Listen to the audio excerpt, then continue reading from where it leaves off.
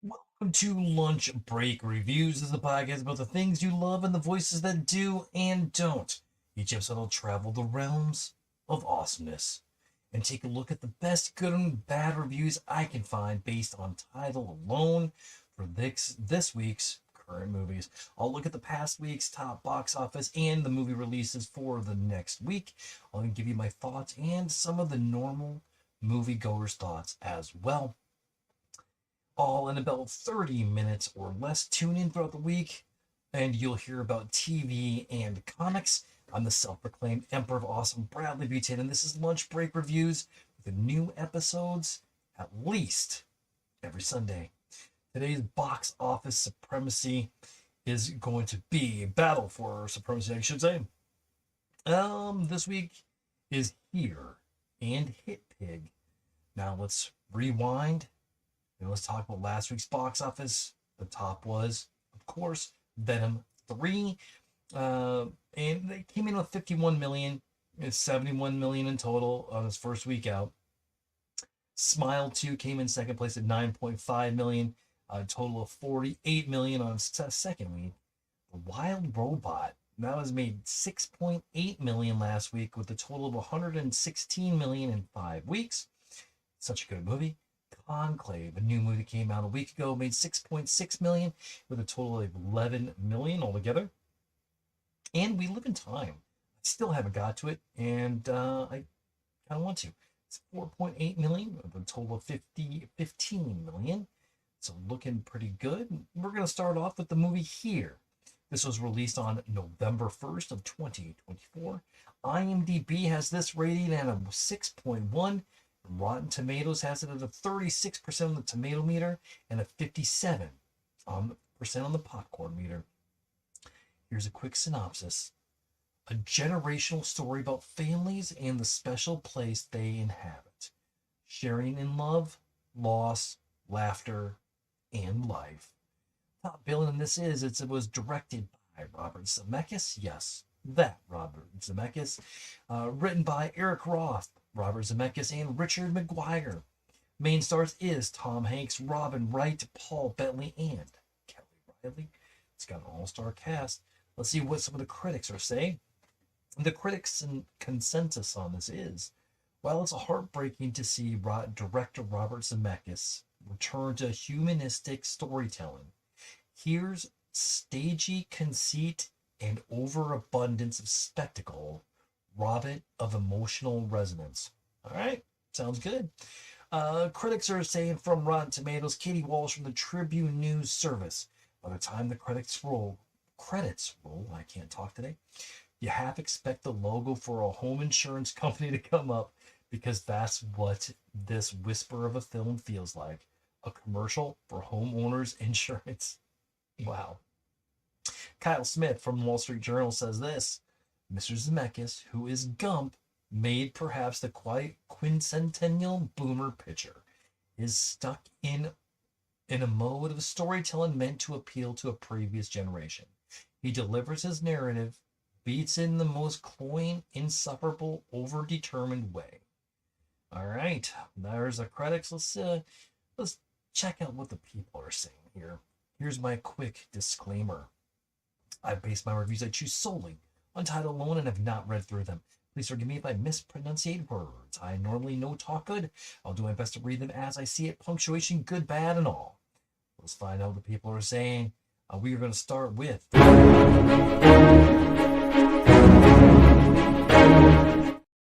This is a bad review dated from the 29th of October, and it is a 1 out of 10. And this is just called Another Dud from Zemeckis. First of all, I loved Forrest Gump and Castaway. That said, Robert Zemeckis has not made a decent film in over 20 years. He had been on such a roll before that. His foray into stop-action films appeared to be the beginning of the end. I watched Here at AFI, and it was painful to sit through. There was no story. It was almost like watching an expensive home movie with technology thrown in to try to cover for the lack of plot. I went in rooting for this film to be good, but left incredibly disappointed. Tom Hanks, Robin Wright, and Paul Bentley were okay, but just okay. Given that they had very little to work with, when a prominent director's career winds down, there's something very sad about the denial or lack of acceptance in realizing it might be time to pass the baton. Francis Ford Coppola's Megalopolis and Clint Eastwood's Cry Macho also come to mind. Here is a complete miss that likely will not resonate with a wide audience. I can confirm that. All right, and let's do it in the bad review.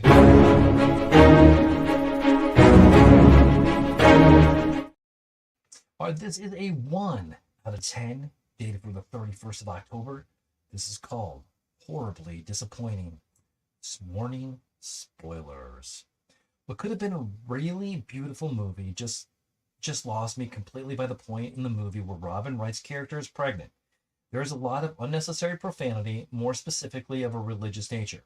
There is a good bit of disconnect skipping around in the timeline, showing the people who lived here in a home that was built in the early 1900s. I just lost interest as the movie went on. The acting from Robin Wright is just not good. The World War II vet father, Paul Bentley, of Tom Hanks' character, Richard, was painful to watch. An emotionally abusive alcoholic, controlling, domineering man. Anyway, Richard and his wife, Robin Wright, the Halloween scene where Hanks and another guy both dress up as Ben Franklin, then flash back into Revolutionary War times in the same location of their home here to hear someone say one day they'll forget the name Benjamin Franklin.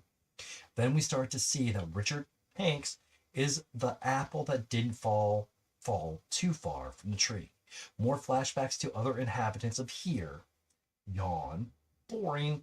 The overacting, hysterical, fake laughing of Robin Wright is where I got up and walked out. It's just dreadful. I would give it a 0 if I could. Okay. And one more.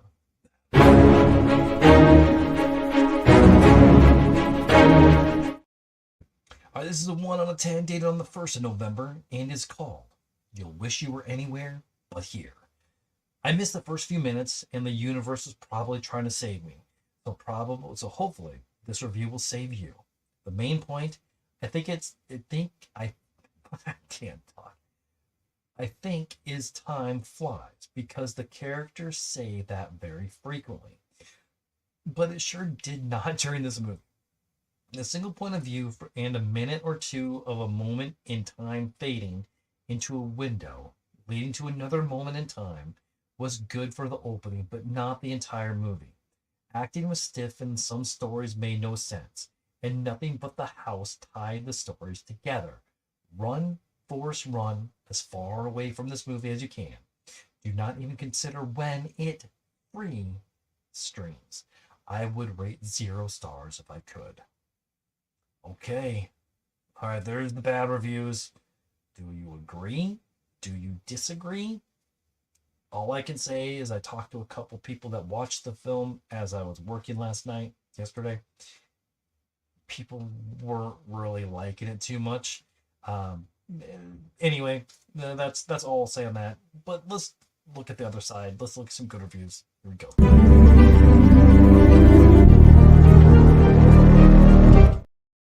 This is a 9 star because there was no 10 stars. A 9 out of 10, and this is dated for the 31st of October, 2024. Meaning, it is called Meaningful and So Important If You Can Handle a Range of Emotions.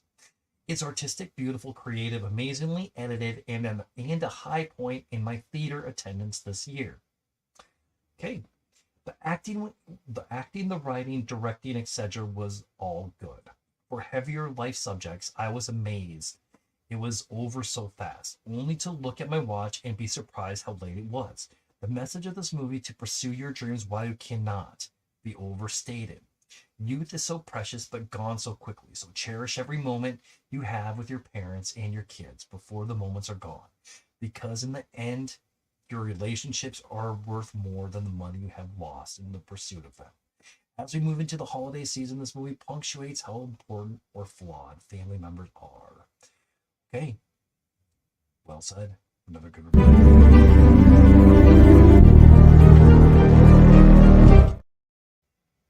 All right, and this one is another 9 out of 10, dated for the 2nd of November, and is called Captivating, Creative, Entertaining, and Innovative. I was very much looking forward to this movie and was not disappointed. It is as much needed breath of refreshment in an industry that hit a solid brick wall about 15 years ago, maybe more. Zemeckis and company did a phenomenal job of exploring the existential and philosophical intricacies, I can't talk, whatever, of reflection and how time goes by in the blink of an eye. Much like with Forrest Gump and to an extent the BTTF franchise, Back to the Future, past time periods are delightfully represented.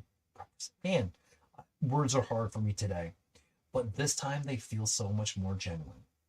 The story, while not conventionally entertaining as mentioned by other reviewers, is not meant to be entertaining. It's a slice of life. It's real. And from an artistic standpoint, therein lies the charm of the film. It's a shame how many of these pseudo-intellectual bores with the depth of a contact lens and the inside of a jar of marmalade have somehow been granted any power or say within the various academies and institutions of film. Grown adults who can't sit still or maintain focus for 2 hours on a movie simply because they perceive a lack of variety. This is why the Oscar picks of late have been generic, loathsome, paint by numbers cash grabs. Well, if anyone wants my pick for next year's Oscar, it's this. Thank you, Robert Zemeckis, and everyone involved for revitalizing the film industry and setting it back on the right track. I only wish the masses had the capacity to appreciate it as much as I did. Glad you liked it. I'm glad. All right. Let's see its opponent here. We're going to talk now about HitPig. And here we go. This is also came out on the 1st of November of 2024. It is in an 8.0 on IMDb and a 61% on the tomato meters. Not enough reviews for the popcorn meter percentage. IMDb synopsis says this. A bounty hunter pig finds himself trekking the globe with a free-spirited elephant he intends to capture. This is top billing, directed by Cinzia Angelini and David Weiss. Sorry if I'm mispronouncing names. Written by Berkeley Breathed, David Rosenbaum, and Tyler Warren. Main stars Jason Sudeikis, Lily Singh, Rainn Wilson, Anita, RuPaul, and Andy Serkis. Critics say on Rotten Tomatoes, Sandy Angulo Champ from the Common Sense Media. This entertaining original slapstick-filled adventure, which is elevated by Sudeikis' comedic voice performance, is a treat for both kids and parents. I can confirm that. Randy Meyer, San Jose Mercury News, says directors David Weiss and Cinzia Angelini do know how to give the kids what they want, a caffeinated sugar high in animated form. Well said. I like it. I like it a lot. All right, here is my disclaimer again. I have based my review that you solely on title alone and have not read through them. Please forgive me if I mispronounce words I normally know talk good. I'll do my best to read them as I see it, punctuation, good, bad, and all. Let's find out what people are saying about HitPig. Okay, so there was 0 1-star reviews, 0 2-star reviews. As a matter of fact, the worst review that I could find was a 6-star review. And that is dated for the 31st of October of 2024 and is titled, This Pig Film is Not Exactly the Biggest Hit. It's a long one, so here we go. Likes. Design is charming. Animation is fluid. Some funny jokes. Very short runtime. Original direction. Fun voice acting. Very touching at times. The music. Summary. HitPig is an odd animated movie, but it's a cute film that has charming animation and design that is fun to watch. These anthropomorphized animals move like the humans they are mimicking, with a few extra animal nuances to mix things up. It's simplistic and fun, and we've seen it done a bunch of times. but it's still charming and perfect for families looking for a friendly movie to visit the theater. While talking animals do not seem like the original idea, Hit Pig gives the protagonist an interesting job and background compared to most of the films we've gotten. A pig whose job is to retrieve fellow animals for their owners is kind of funny and certainly one of the odder plots they have presented. I had wished that they had pursued it more. The movie goes down the Dr. Seuss meets Despicable Me mashup arc, and that pulls the heartstrings and makes you feel the power of friendship. In regards to the other aspects of the movie, Hit Pig is simplistic, fun, and funny at times as well. The film is juvenile in much of its delivery, but some adult jokes made me laugh. While some of the banter had me chuckling, being a fan of some of the styles was hysterical at times. With just the right amount of silliness to make it amusing, the voice cast is doing their best to make their characters come to life. Most of the time they succeed. Sometimes going into the deeper character moments, they are relevant, and other times just being the biggest doofs you can imagine. The extremes do become annoying, but kudos to them for giving each extreme the best of their abilities and making each joke the best it could be. And if it is all of this does not sound appealing, then take solace in the fact that the movie is only about 75 minutes of actual runtime. Just enough time to let your ears bathe in the sweet symphonies of the awesome soundtrack designed for the movie. Dislikes. Plot is scattered. Characters are shallow at times, little suspense or intensity. It's really silly. Random inclusion of characters. Tried too hard to be funny. World building is mundane. Too many plot conveniences. Not original enough. Summary. Despite the fun I had, the movie is certainly not standing out amongst the bigger studio projects that Disney and DreamWorks have claimed. A smaller budget requires cuts, and I feel a lot of them primarily in the story over anything else. The plot is adorable, but the movie is so scattered in plot, buddy adventure that tries to test greed versus the power of friendship. It's predictable, but the fight is not so impressive, and the character development is small dips instead of plunging into deeper characters that are going on their journey of self-discovery. There are very few moments of intense battles, moral tests, or climatic finales, with much of the danger sanded down to asinine skits with little recovery from the comedic bouts of humor. Characters seem haphazardly included with only some fun background moments to proceed, suddenly becoming a big part of the movie. While they were cute, and again, a great comedic device, they held little point to the abrupt appearances. But to design a team capable of the final plane, these plot conveniences become hyperbolic and soon distracting to the point of annoyance, to the point it robs the story of full emotional investment. Mundane world building does little to help support the movie, especially when it is too silly to the point of being stupid, without any strategy or tact to execute it, and there is not enough originality to save it when the unique circumstances transform into a carbon copy of a Dr. Seuss story. The verdict.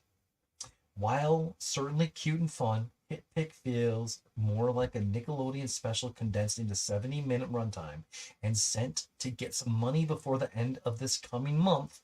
Its cute atmosphere and characters are perfect for the younger audience, alongside the young at heart, to gravitate towards, and the humor is perfectly entry into the movie world without crossing any major PG lines.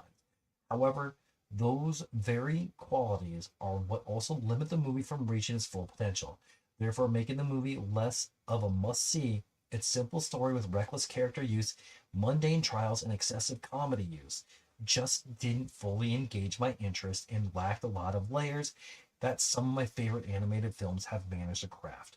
Perfect sticking to the original plot could have accomplished much, and adding a little more maturity into the film could have helped spice things up. Alas, I can't recommend this movie for the theater outside of daycare field trip as the ideal way to view it, and I would encourage a stream at home when it comes out. My scores are action, adventure, animation, comedy 6.5, movie overall 6.0.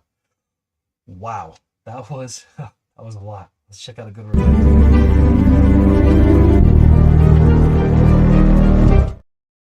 All right, this is a 10 out of 10, and dated for the 2nd of November All this, watch this now, and warning spoilers. And this one is another long one as well.